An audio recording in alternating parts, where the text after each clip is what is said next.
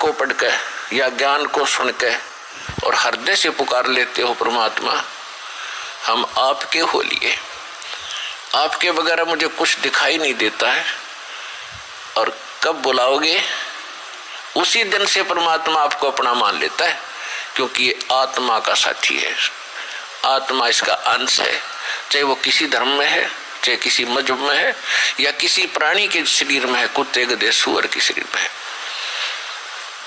तो ये परमात्मा उसी दिन से आपको स्वीकार कर लेता है यदि आप हृदय से पुकारते हैं। और जिस समय नाम ले लेते हो फिर तो बातें खत्म हो जाती है कि आपकी कोई सुनवाई ना हो या आपके संकट दूर ना हो।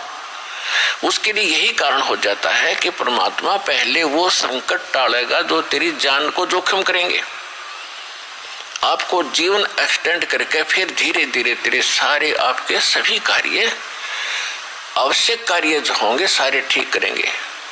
देखो ये भक्ति मार्ग है। यदि आप यहाँ आते हो बरवाला आश्रम में तो आपको सबसे पहले ये उद्देश्य बनाना होगा कि मुझे मोक्ष चाहिए। और जो ये कहते हैं मैं फैक्ट्री लाऊं, मैं मंत्री बनूं, एमएलए बन जाऊं, मेरा आशीर्वाद दे दो गुरुजी, देखो ये आशीर्वाद यहाँ पर आपको नहीं मिलेंगे, क्योंकि ये तो भगवान से दूर करेंगे आपको, और हम ऐसा विष आपको खिला नहीं सकते जो आपका जीवन को हानि कर दे। डॉक्टर ऐसा अनजान नहीं होता।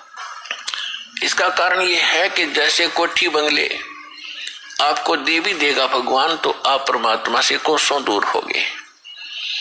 और फिर क्या बताते हैं, सर्व सोने की लंका थी वो रावण से रणधीरम, एक पलक में राज विराजियो जम के पड़े जंजीरम।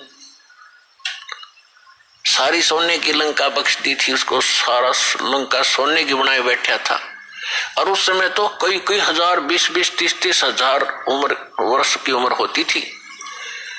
तो उसने त्याग को सोचना कोई बड़ी बात नहीं थी, कभी ना मरूं, 30-40 हजार वर्ष जीऊंगा, क्योंकि सतयुग में लाख वर्ष की आयु होती है और त्रेता में भी स्टार्ट के अंदर 40, 50, 30 और लास्ट में कम हो जाती है।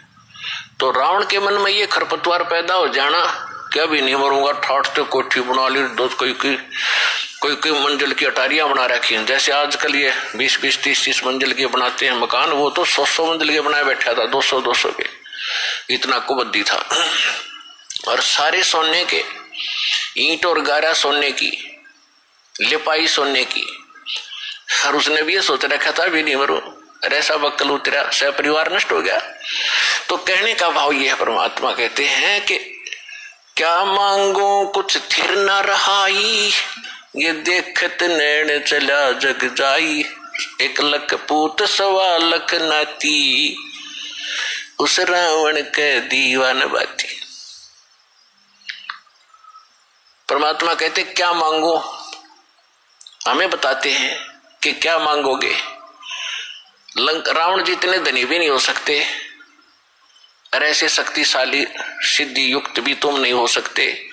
और उसकी क्या दुर्गति हुई और क्या मांगना चाहिए परमात्मा से।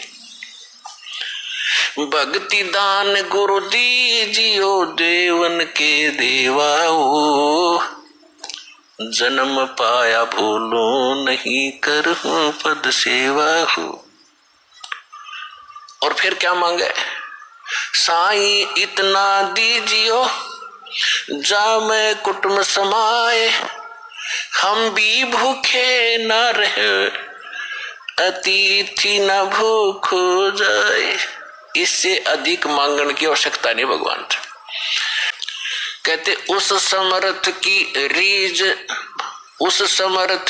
रीज भुलाई, अब कुल कुटुंब से राता, गर्भ के अंदर बचन भरे थे, कहाँ गई वो बाता।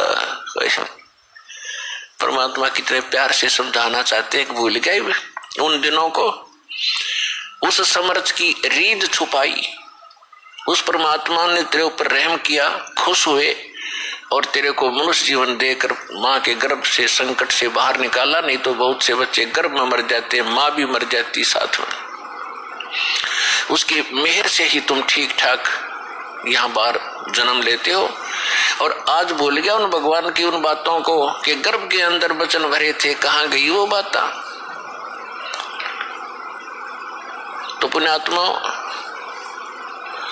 दुख में सुमन सब करें, सुख में करे न कोई, और जय सुख में सुमन करे तो दुख का ही कोई। तो सौभाग्य उन पुण्यात्माओं का जो यहाँ आए हैं, जिनके ऊपर कोई आपत्ति है। दास यहाँ देख रहा कि 80%, 80% व्यक्ति भक्त श्रद्धालु केवल दुखी ही आए हैं। कोई रोग से दुखी है, कोई और अन्य शोक है उसको, या कोई अन्य प्रॉब्लम उसके ऊपर आई हुई है। तो आपके लिए वो दुख, आपके लिए वो प्रॉब्लम, आपके लिए वो रोग एक वरदान सिद्ध होगा यदि इस मार्ग पर आप डटे रहे। देखो, एक दिन में कोई वस्तु परफेक्ट नहीं होती। बच्चा जन्म लेता है, आपको खुशी होती है, धीरे धीरे बड़ा होता है, 15, 16, 20 वर्ष के बाद जाकर वो कुछ अपना धंधा करने योग्य होता है। इसी प्रकार आप बीज बोते हो। मान लीजिए आपने आम का बीज बोया, उसकी परवरिश की, देखभाल की, पौधा बना, फिर पेड़ बन गया, और पेड़ बढ़ने के बाद फिर उसका फल लगेंगे। इतने फल लगेंगे कि लदपद हो जाएगा, आप भी खा लोगे, रिश्तेदार भी छिक लेंगे। ठीक इसी प्रकार आज आपको, जिनको आज मंत्र मिला है, उन्होंने आज ये सत भक्ति रूपी पौधा आपने आज बीज बोया है इसका, और इसकी सिंचाई करना यानी भक्ति करना, दान धर्म करते रहना, मर्यादा रखना, इसकी बाड़ बनाना। बाड़ बनाने का मतलब है मर्यादा रखना, नियम भंग मत करना। धीरे धीरे रे मना, धीरे सब कुछ हो, माली सींचे मूल को, फूल फले। धीरे धीरे रे मना, धीरे सब कुछ होए, माली सींचे सो घड़ा, समय आए फल होए। जैसे माली का मतलब है जो उस प्रोसेस से परिचित, उसका विद्वान है, बाग बगीचे लाने वाला। वो बीज बोता है और उसमें सैकड़ों पानी घड़े डालता है, वाटर पानी के, और धीरे धीरे वो बड़ा होता है। उसको मालूम है, उसको 100% ज्ञान है, वो पूरा उसके ऊपर विश्वास है उसको कि एक दिन ये पेड़ बनेगा। अगर मैं इसकी सुरक्षा ठीक रखूंगा, इसको रोग से बचा कर रखूंगा, और बड़ा होए पाछे फिर देखना मेरे वारे न्यारे कर देगा।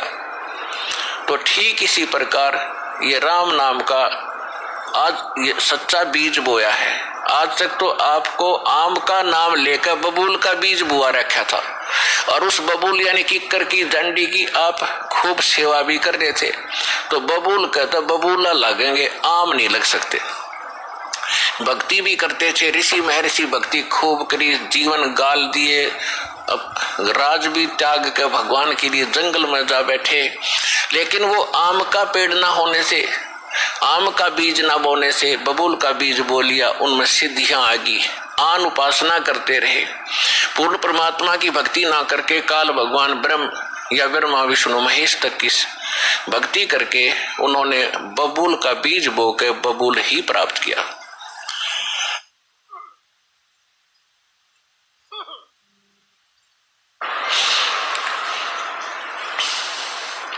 उदाहरण के लिए हिरण्यकशिपु ने ब्रह्मा जी की साधना करके बबूल का पेड़ बोया, और क्या मिला उसको? सिद्धियां आ गई। ये समझ बैठा कि मैं भगवान बन गया, और कैसा जीवन नाश हुआ उस व्यक्ति का। ऐसे ही रावण ने बबूल बोया था भगवान शिव की भक्ति करके, और क्या प्राप्ति हुई? सिद्धियां होगी, रिद्धि आ गई, सोने के महल बना लिए, आकाश में उड़ जाने की शक्ति आ गई, और कुबद को मारकर सर्वनाश करा के गया। तो पुण्यात्माओं, इसी प्रकार विष्णु जी की साधना करने वाले ये भी शास्त्र विरुद्ध साधना करके अपना जीवन नाश करते हैं। क्योंकि शास्त्र विधि को त्याग कर जो मनमाना आचरण करते हैं उनको न सुख होता है न कोई सिद्धि होती है, यानी सत्य साधना की सिद्धि, और न ही उनको कोई उनकी गति होती है, जिस कारण से ये भक्ति करके भी अपना जीवन व्यर्थ ही कर गए। तो ये प्रसंग चल रहा है कि धीरे धीरे रेमना और धीरे सब कुछ हो। आज नाम लिया है, किसी ने 6 महीने हो गए, किसी ने सतनाम मिल गया है, किसी को प्रथम मंत्र मिला है, और किसी ने 10 महीने हुए हैं, किसी ने 1 वर्ष हो गया, किसी ने 2। जिन भक्तों को 1 वर्ष से ज्यादा हो गया, 2 वर्ष हो गए हैं, आज उनके सुख सुनना, उनके मुंह का थूक सूख जाएगा अपने सुख बताते बताते। इतने सुख देता है परमात्मा।